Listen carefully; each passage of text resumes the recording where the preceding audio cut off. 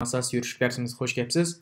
Bu bizning 8-chi qismlik darsimiz. Oldingi qismlik darsimizda biz harf tizimsi, ya'ni stringni qanday boshqarish va kontrol qilish. Inglizcha string manipulation deymiz. Shuni o'rgangan to'q. Bu qitimliq darsimizda biz sizlarga bir sinoq beramiz. Shu sinoqni qila olamsizlar, shu o'rgangan mazmunga qarab. Unda esa diqqatinglar tuvandagi sinoqda bo'lsin. Birinchi talab. Bu shunday amaliyot hammasi bir talab. Men ayrim qadam bosqichini beraman. Birincisi qanday? Bir website yoki tor bekat bor. O tor bekatni nimidan www.uyg'urid.com ya bir tor bekat bor. Ona degan miyada bir string bor. Harf tizimsi bor. Uni str dey. Bu str nimidan salam mening ismim Mahmudjon.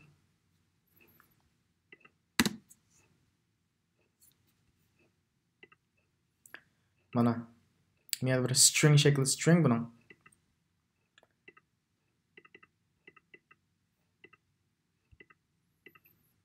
Hamda output degani shu biz sizdan chiqarib beradigan natija. Output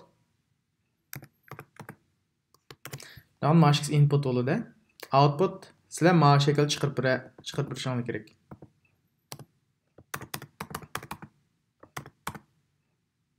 String manipulation'dan foydalanib.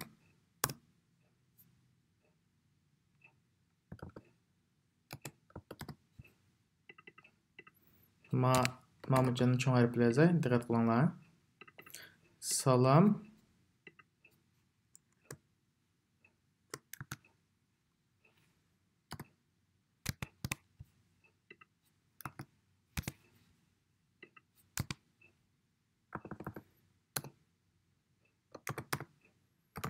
uyg'urid.com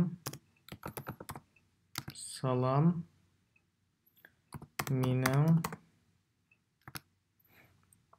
ma'patmidi, men sal kichikiltay maqatni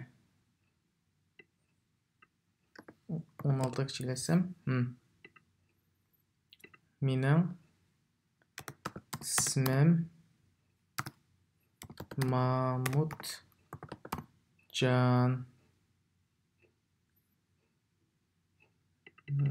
Bu narsani sal yo'g'ontib qo'yayman.